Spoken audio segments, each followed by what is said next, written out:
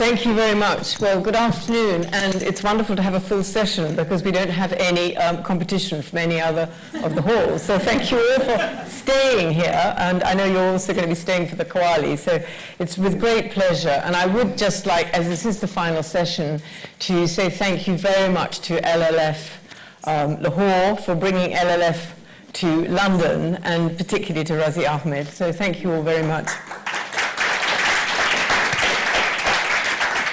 Now, it is a little unusual to begin with one speaker missing, but we are expecting our second speaker to come, and I will introduce him when he arrives. But meanwhile, I'm extremely happy to be sitting with Aitzaz Ahsan, an old friend from many years, whose reputation is extensive. Pakistani politician, former president of the country's Supreme Court Bar Association. He's known for his pro-democratic views and was a leading participant of the lawyers' movement for an independent judiciary. He's also co-founder with Asma Jahangir of the Independent Human Rights Commission of Pakistan. So thank you very much for joining us, Aitzaz. I'm going to refer back to the book, which is the subject, obviously, of today's lecture, Divided Democracy, which you co-authored with Lord Desai. Welcome.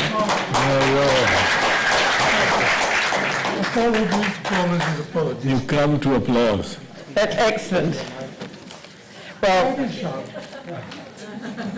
do you want to get mic'd up? Do you want to mic? We'll get a mic. They'll do all that. Well, I'm going to now introduce Lord Desai, British economist and Labour politician. He's currently the chairman of the Official Monetary and Financial Institutions Forum Advisory Board, which is an independent research network. And he was awarded the Padma Bhushan, India's third highest civilian award, in 2008. And you're most welcome, and apologies for your transport difficulties.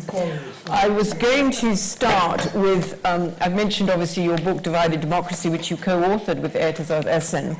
And I was going to start by reading and asking Aitzaz to comment on the final concluding paragraph which you wrote 13 years ago about Pakistan's democracy. Your general stance was that Pakistan wasn't a democratic country, and for various reasons, which you stated in the book.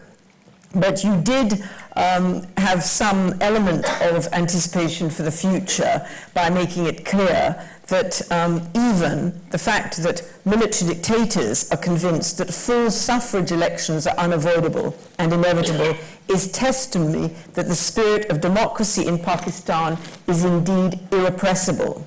I believe that one day it must prevail to the fullest extent by wresting complete supremacy and sovereignty. Now, you wrote that 13 years ago, and in an earlier session we were discussing the first 100 years of Imran Khan's government, and the First 100 years. First 100 days of Imran Khan's government. And I want you to comment, particularly with reference to that paragraph, where you think Pakistan's democratic development is in this period of the first 100 days of Imran Khan. Right. Thank you, Victoria. Welcome. But first, just two sentences. One, I would highly recommend Naseem Zahra's book on Kargil. It's a thriller, and it is an eye-opener how four men, just four men, can play with the destinies of 1.5 million people. And the other, unfortunately I couldn't get a print out of it today, is topically between India and Pakistan, is Fakir Ijazuddin's recent article to the Tribune in India, which is called No Border for Ashes, or something to that effect, which shows that while men and women need visas to cross the border from Pakistan to India and vice versa, the ashes of Khushwant Singh, the renowned author, were on his request and bequest taken to Hadiali, his village in Jhelum district in Pakistan, and buried there by Aitzaz, and how Kuldip Nayar's ashes, as per his wishes, were very recently sprayed in the Ravi River. And the kind of stupidity that this implies, that ashes can come without visas, but men can't come without visas. And women and children. And women and children, and old people and patients and so many other people.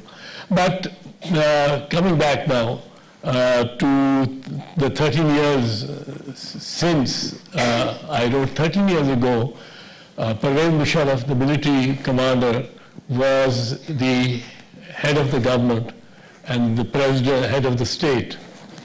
And for several reasons, I had analyzed in this book, Divided by Democracy, which was in two parts, is in two parts, one written by my lord, and Meghnad had written on why India is a democracy and given several reasons for it. And I had written why Pakistan is not a democracy and given several reasons for it. And purely coincidentally and as an aside, I may say here that the reasons that I gave for Pakistan not being a democracy were today in my book, were I to substitute for Pakistan India, it would read very comfortably applicable to the India of Narendra Modi. Right, well, I mean, I'm just going to stop you there, and that I think, Meghnad Desai, you need to have the right of reply. I'm going to just do the same thing and read the concluding paragraph that you wrote 13 years ago. Either way, India's democracy is deep and strong. It is in tune with the native social structure, and it has been adapted to local customs and practices. It has accommodated the diversity across regions, languages, and cultures. It speaks with local tongues, yet within a Westminster framework. It has vindicated the faith the founding fathers placed in the people when they chose universal adult franchise. They had practiced a version of democracy without power during the independence movement. What they bequeathed has empowered India's majority, which had been marginalized for centuries. That is their greatest achievement. Now, especially in view of Aitzaz's comments, how would you discuss and describe India's democracy in 2018? Well, thank you very much, and again, my apologies for being late. I have written another book, which came out last year.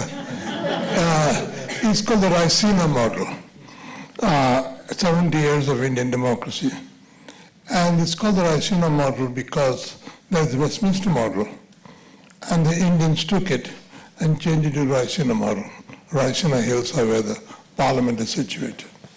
And I sort of stand with that. You see, a lot of people are upset that for the first time there is a prime minister of a sort of beliefs they did not expect. And everybody, oh my God, isn't it terrible, you know, how could any non-congressman come to power and so on. But Narendra Modi right now is working 24/7 to make sure he gets re-elected. That is the power of Indian democracy. And he's worried about the Dalit vote and the Brahmin vote and this and that he has to. So I think what is true is India is a democracy. About 25 years ago, 29 years ago, was the last time Congress government with a full majority, single party majority, was in power. And then for 25 years, there was no single party majority, a lot of coalitions and this and that. In that period was the most creative phase of Indian politics, because the people who did not have a real decisive voice, they voted, but they were not organized to have an impact on the outcome of policies and so on, you know, the other backward castes and the Dalits and, you know, all sorts of sort of cells in the very complicated Indian social structure. They formed their own regional parties, they became, and so for 25 years, democracy became more diverse, but much less, there was no hegemony of a single party like Congress had. And now what's going on, and which is where the struggle is, struggle in quotation marks, now the question is the hegemony passing from the Congress to the BJP? Is this a big change? And we don't know. The jury is out until we know in April when the next election takes place, general election takes place. If Modi comes back with a single party majority, that will entrench BJP as a hegemonic party. But it's quite likely he will not get a single party majority. Then it will be a weak coalition, and then we'll see. Then the fun and games will continue. But what is interesting is that in India, the model is what I call Snow White and Seven Dwarfs. There has been one major party and lots of small parties. There is not yet a two-party system or even a two solid, permanently entrenched groups system.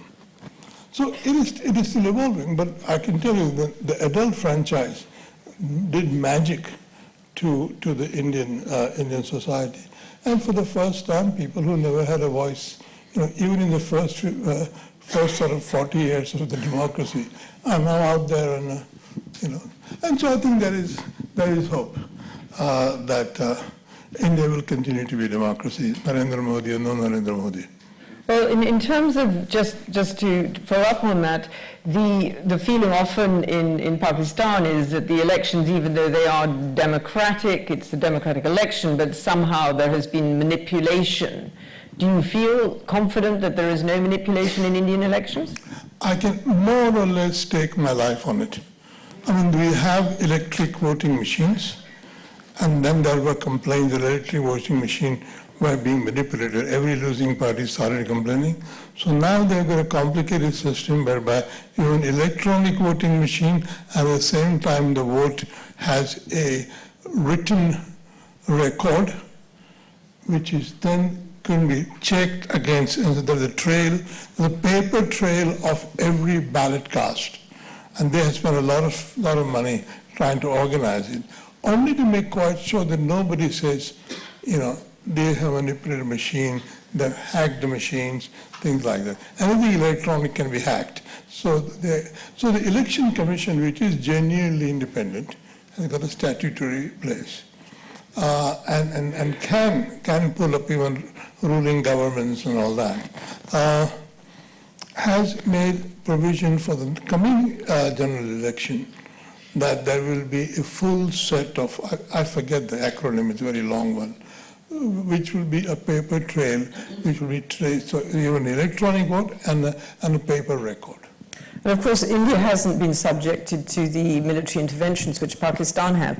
Both of you in the book 13 years ago highlighted the role and importance of the judiciary in safeguarding democracy. Do you still feel that? Pakistan democracy. Can I tell you about Pakistan democracy? Well, can I just ask this question? Undermines it any further.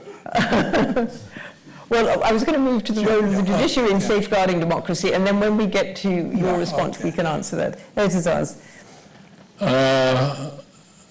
The judiciary is an important tool to safeguard democracy and all kinds of rights, in fact. But I may mention one thing, that I thought even Meghnad was tentative about Indian democracy when he said, I hope it will survive. I thought he would be more definitive than that. But I think the threat to Indian democracy comes from the fact, which is has been the threat to Pakistani democracy, and I've mentioned that. One, in the intolerance of pluralism. India's democracy was rich with a pluralistic flavor. That is now under great strain. Secondly, I have never seen Indian generals speak out on policies and on operations that they are going to conduct. I've never heard an Indian general say something has to be done, a surgical strike or not.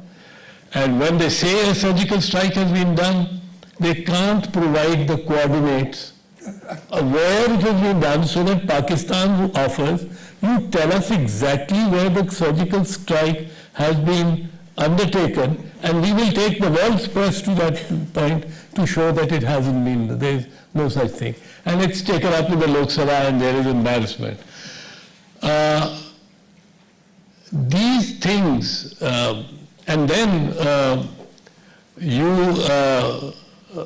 I think the threat to India's democracy is you have a chief minister like Yogi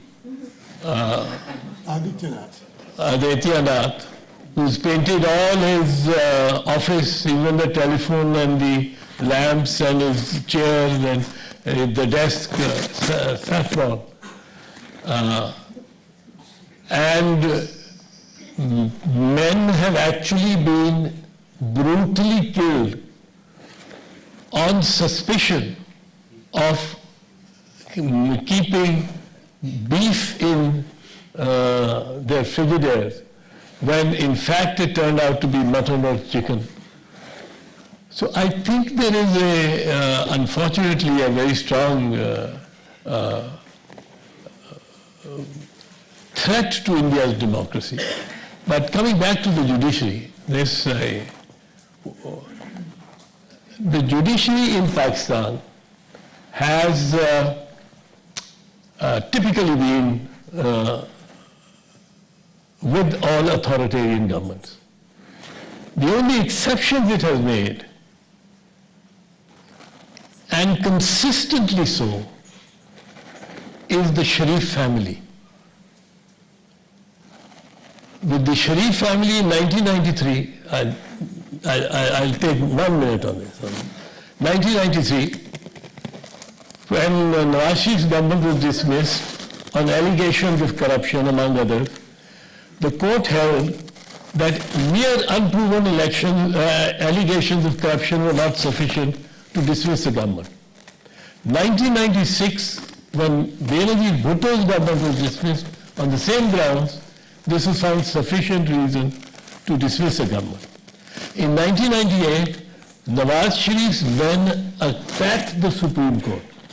The Chief Justice and 4 judges sitting with him, there was a storm that came into the courtroom, had to drop their chairs and rush out to save themselves. Nothing happened to Nawaz Sharif. There were telephone tapes that were played in the Supreme Court, which established Nawaz Sharif's men subverting the loyalty of judges to their oath, and the judges succumbing to sentence Benazir, and this is all on tape, and these tapes were played authenticated, played in the Supreme Court, and have not been denied by the Noon League.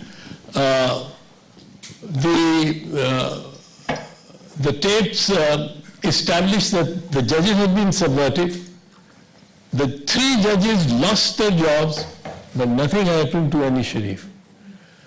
Now, most recently, Nawaz Sharif, rightly or wrongly, I am not going into the merits of the case, was given, handed down a sentence of 10 years imprisonment.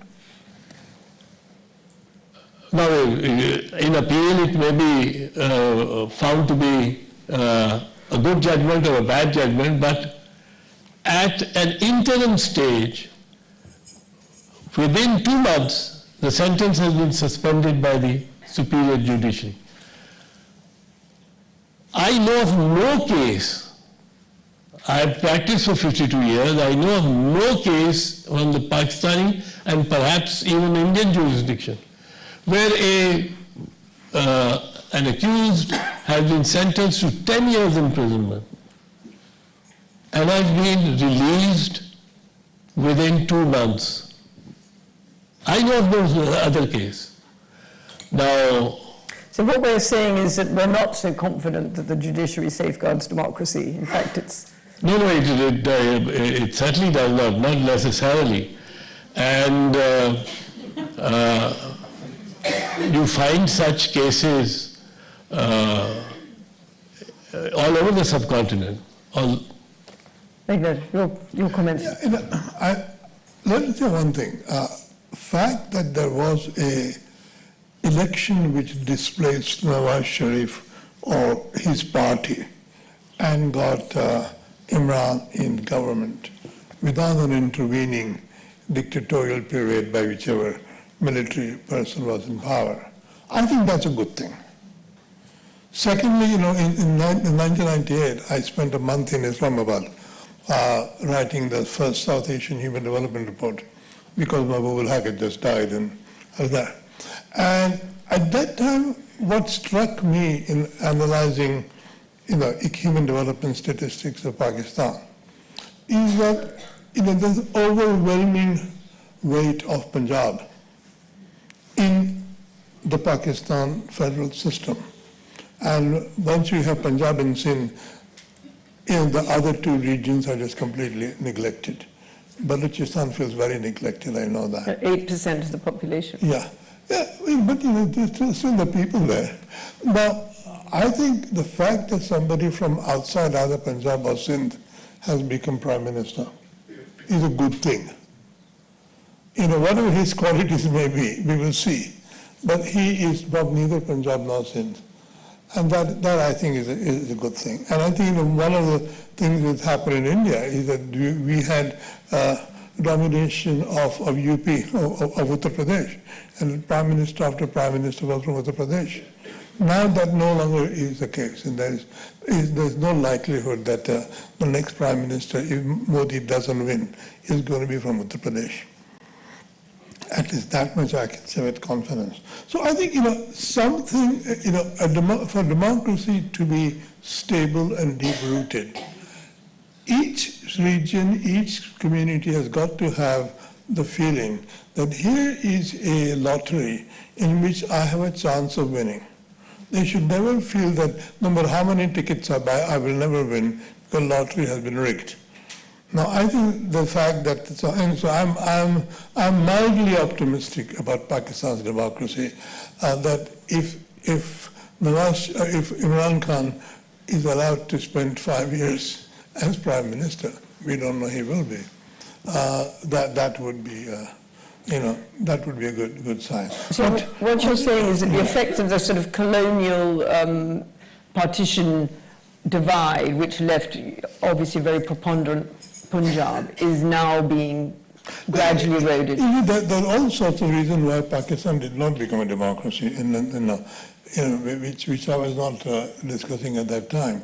But the fact that Indian National Congress, as I say in my part in this book, in fact, Indian National Congress has behaved like a mass democratic party, with sort of a 4-hour membership, and everybody had a vote at the district level, and then they elected and all that. So there was some practice of democratic vote casting and so on.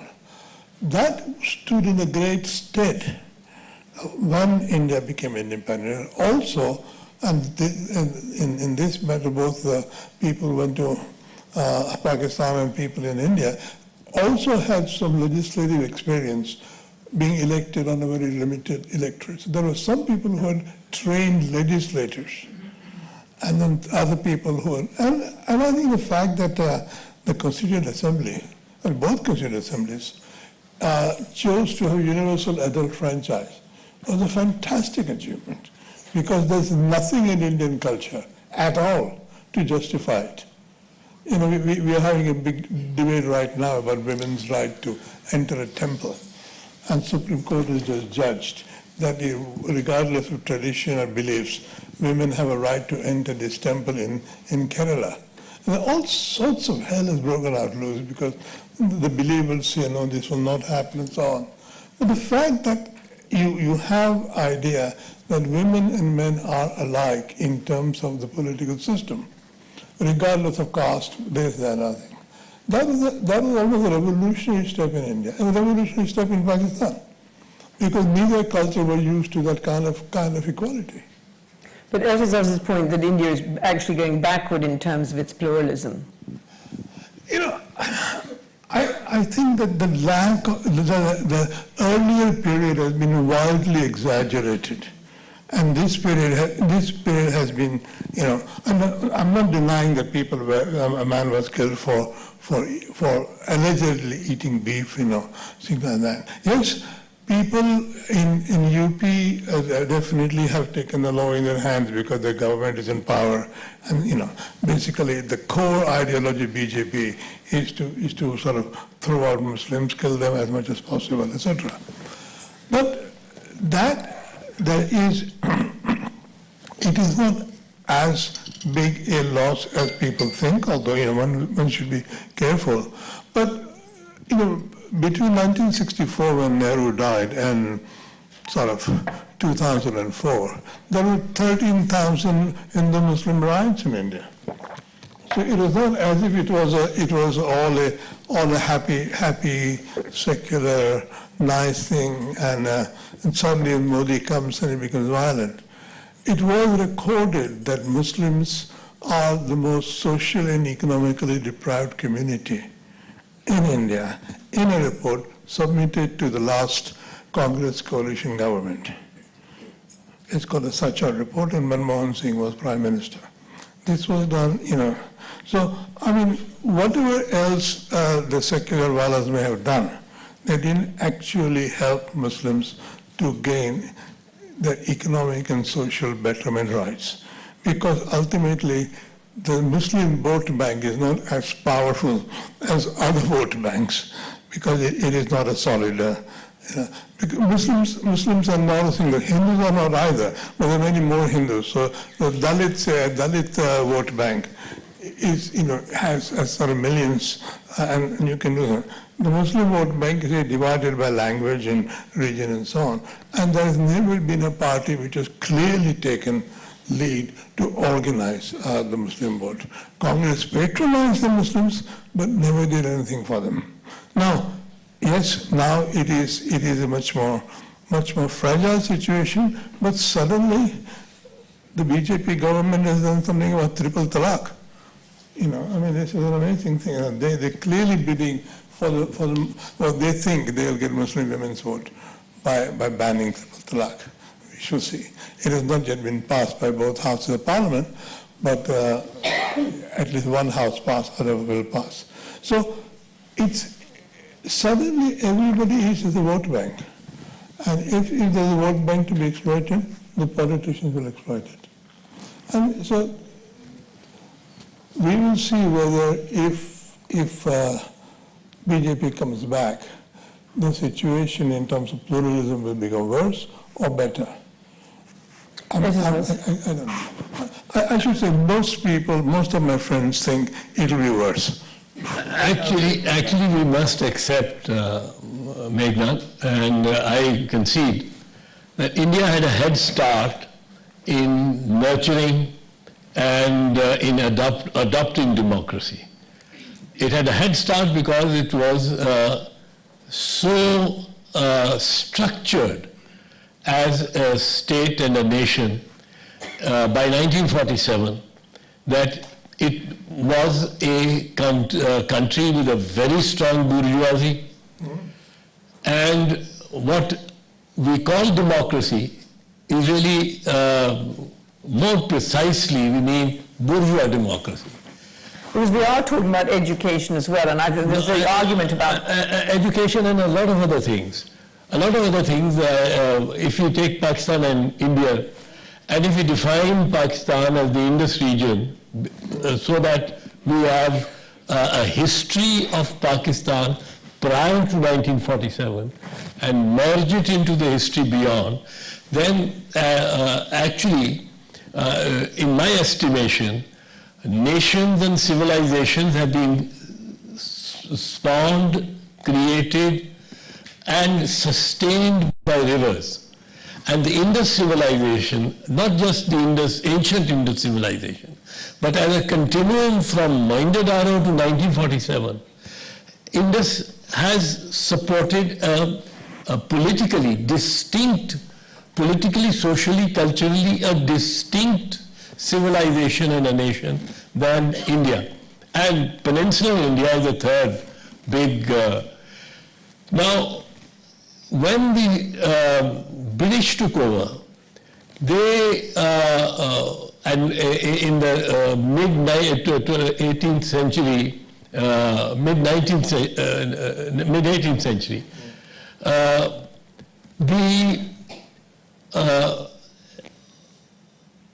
they didn't want India to develop. India was to remain a market for raw produce and a market, a buyer's market for manufactured produce, which was manufactured in Manchester and Lancashire. Raw cotton was taken there, jobs were created there, mills and factories were all established in Manchester, Lancashire, Sheffield, Dundee for jute, and then the manufacturers were brought back and sold in a captive colonial market. So both ways, the Brits, the colonial power made profit. India itself got a respite because, particularly of the First World War, when sea lanes were threatened, Britain decided that it would need a second industrial base. So a second industrial base from which industrial supplies could be provided to armies spread over the world, and India was chosen for that. Textile mills, steel mills, factories, Tata, Birla, they came in industry. But what about the Indus? Indus, in the meantime, had been opened up to agriculture. Millions of acres were being brought under agriculture by new canal system and barrages and this. And Indus was the recruiting ground for the Royal Indian Army. 58% of the personnel in the Royal Indian Army in 1929 belonged to Punjab, and what was Punjab included the KPK. So these were regions from where the army was to be withdrawn.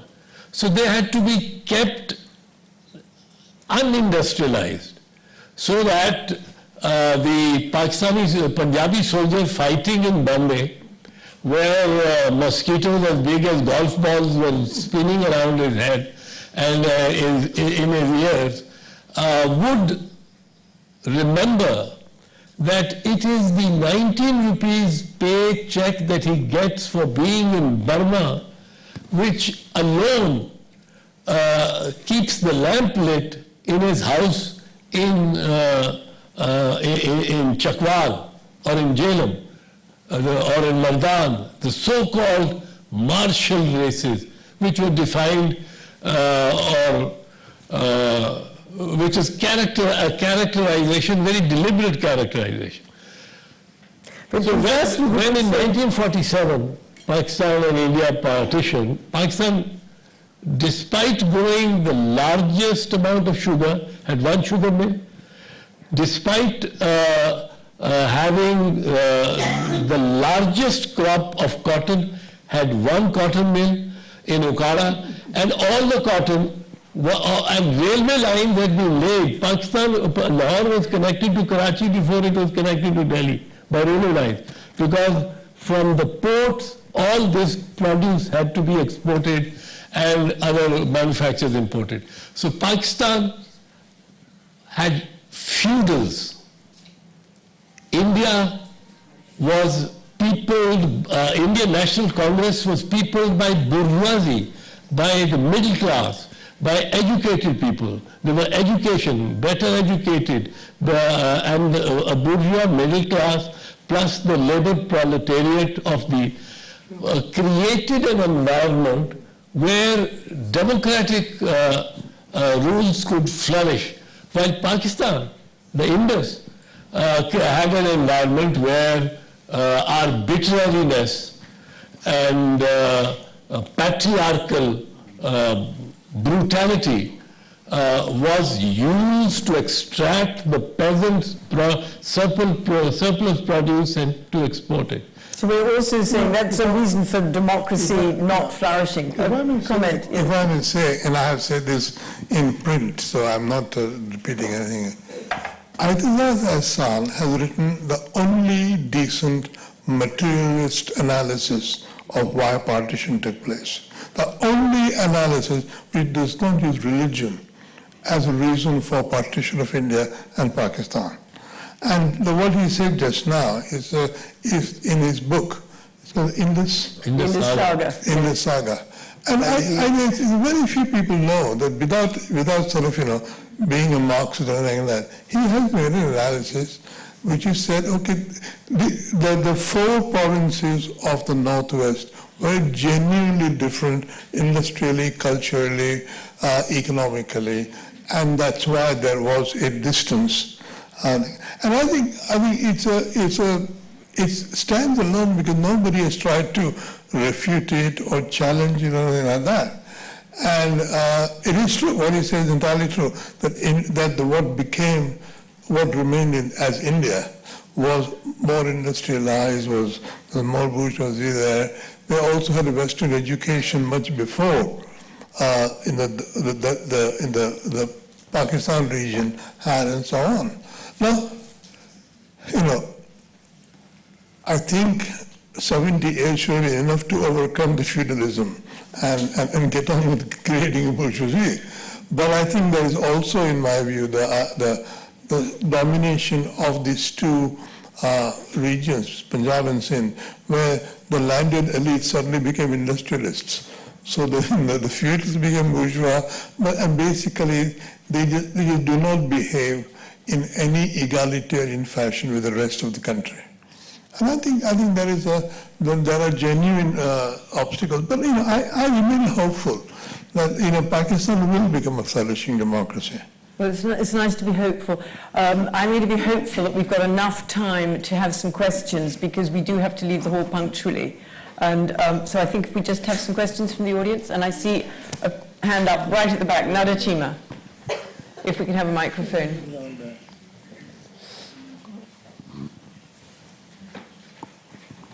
Yes, hello. I would take this opportunity to ask a question to Mr. Aitzaz Ahsan.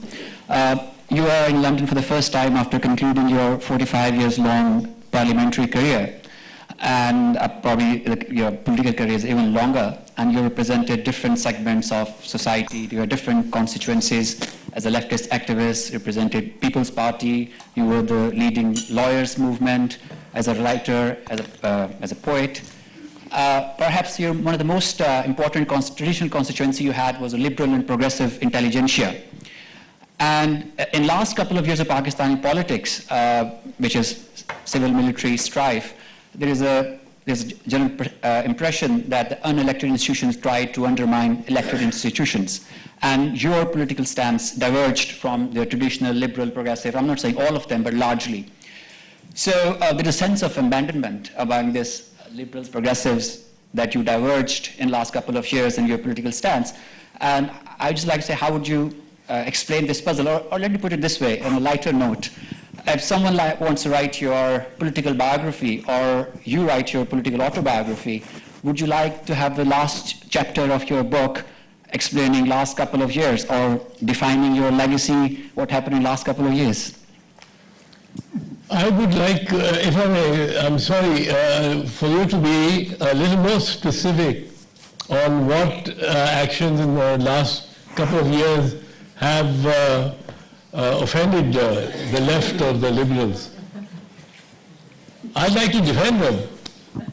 This may be a discussion for afterwards, yes. Okay, well, this is the last couple of years, the Pakistani politics has been completely overwhelmed by the civil-military strife, in which there was obvious that the unelected institutions, which include judiciary and the military, trying to undermine elected institutions, regardless of whether it was Nawaz Sharif, whoever it was there.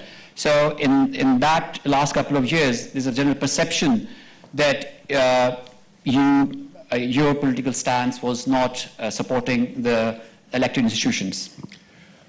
You mean by elected institutions, you mean not supporting Nawaz Sharif? But no, I have no.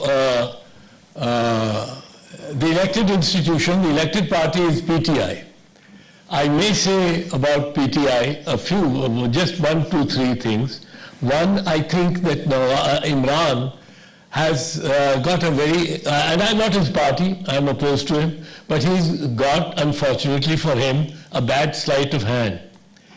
He has come into government, but not in power. You come into power when you have your own party has at least a simple majority. And when you have a 2/3 majority, you come into absolute power. And the only prime minister in the history of the country who has thrice come into, after an elections, into absolute power with 2/3 majority has been Mia Nawaz Sharif. Now, Mia Nawaz Sharif, it is deemed today that to oppose Nawaz Sharif is to oppose liberal and left policies. I don't agree with that.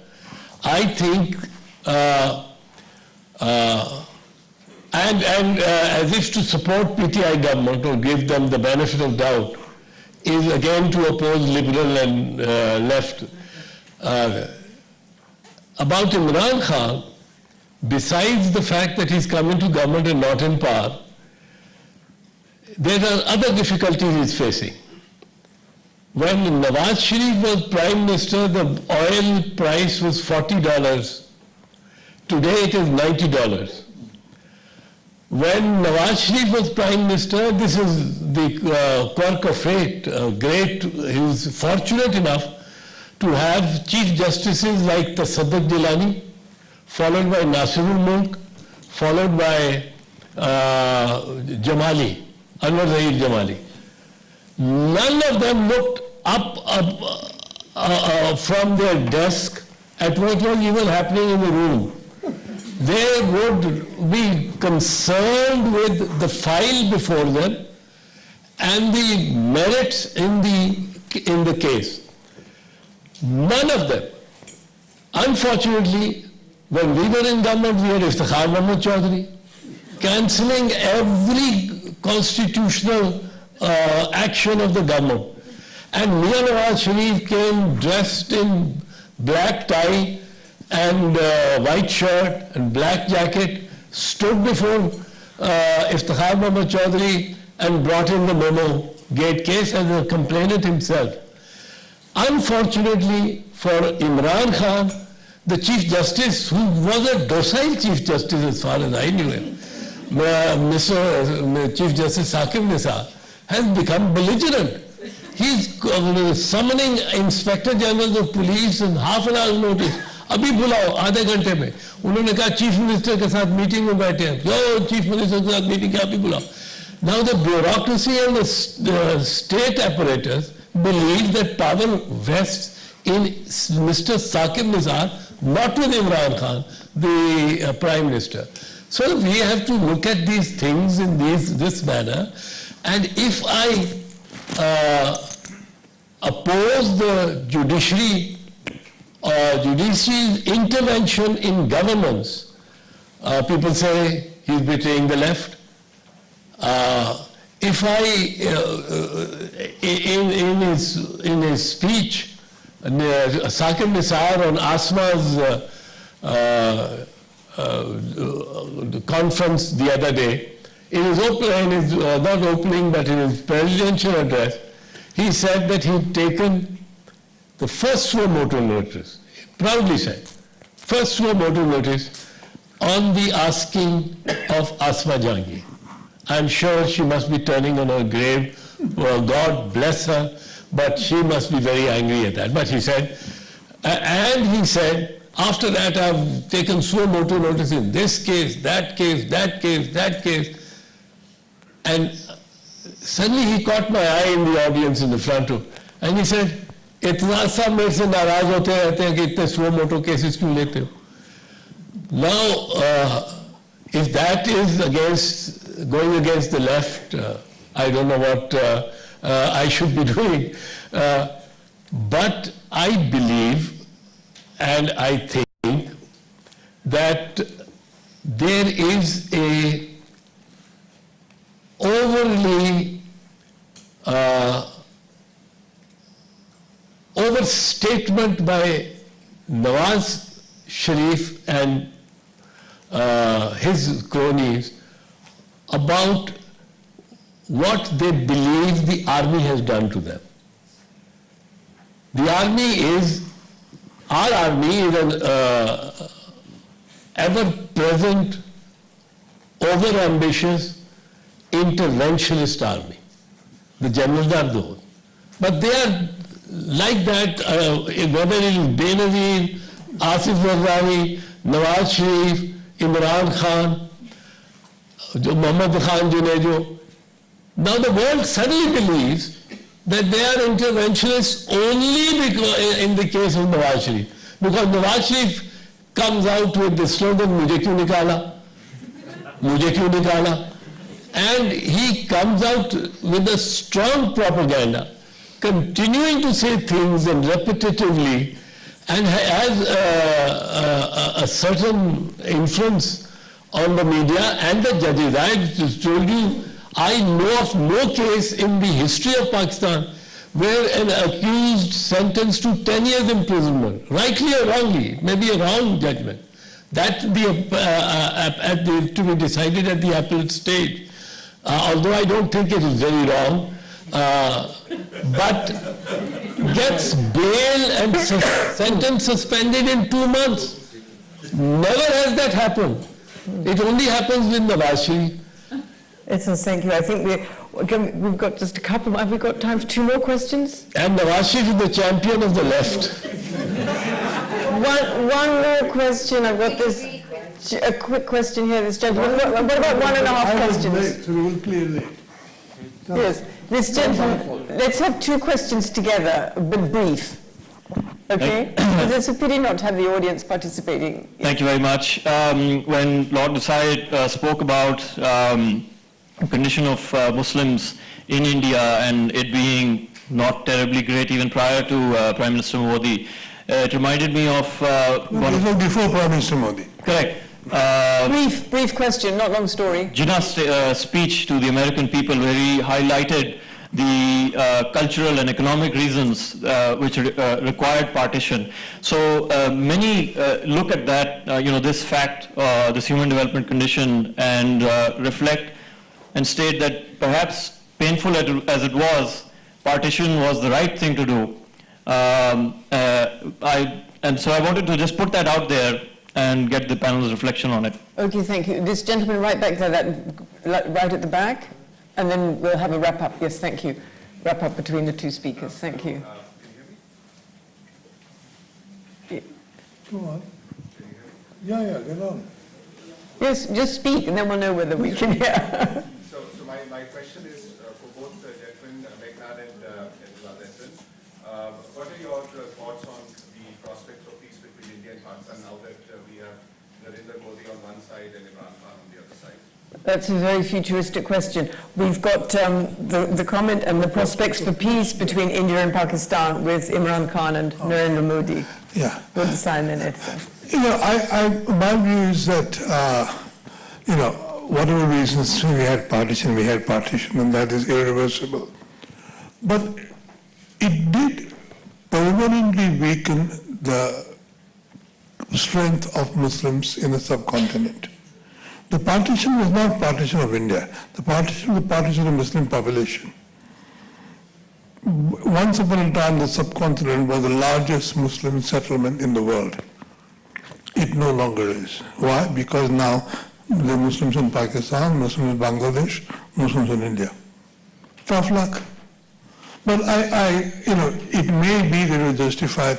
I'm not at all sure what is the economic conditions of the ordinary people there in Pakistan compared to Muslims. But For India, I can say with full confidence that before Narendra Modi came to power, it was found that the social and economic deprivation of Muslims is the most serious.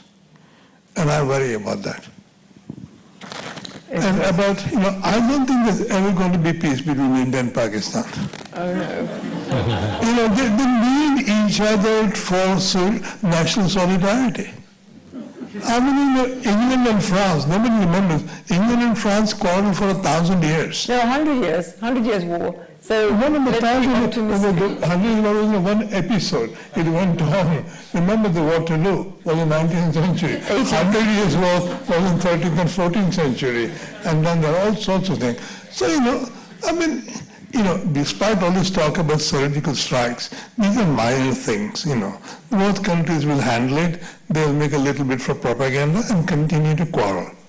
I don't think there's any, we always say, at the person-to-person level, everybody's very friendly. Of course, everybody's very friendly. But nations are not about person-to-person level. Nations are about armies and politicians. And they'll go on quarreling. It's fairly contained. It's like a cold peace, not a cold war. But it's all right. It doesn't do anybody any harm.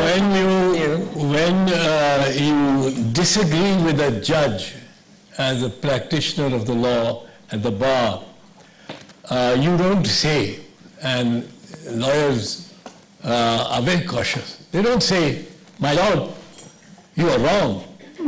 When he's wrong, you don't say you're wrong. You say, my lord, perhaps I have not been able to present my case properly. So, my lord, I would disagree with my lord by saying perhaps I have not been able to present my case properly and submit. I think India and Pakistan have no option but peace. There is no future but peace either for India or for Pakistan. India cannot become a big power with its neighbor tied to its paw, the eagle's paw, like a dumb ball. It won't take off. The other thing is that besides the sheer necessity of peace and good relations, we have to accept that. I'll conclude by saying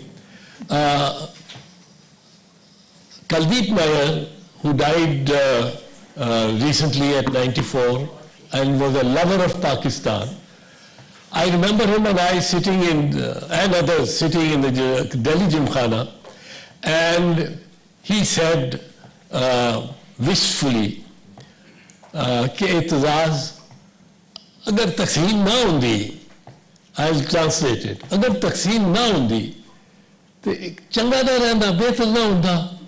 As my lord has said, the Muslims would have been 3 times the number, and even the Hindu majority would have been wooing for Muslim votes. So Kuldeep said, wouldn't it have been better if there had been no partition at last? And we would have lived, and Hindus would have been wooing for Muslim vote. I pondered for a while and I said, Kuldeep, I think both of us, Hindus and Muslims, are so stupid that we would have continued to fight with each other. And while we've had 70 years of minimal attrition among inimical states, 35 years war in 1948, 17-day war in 1965, 11 days war in 1971, and about 19-20 days real attrition in Kargil. So a total of 100 days out of 70 years of peace.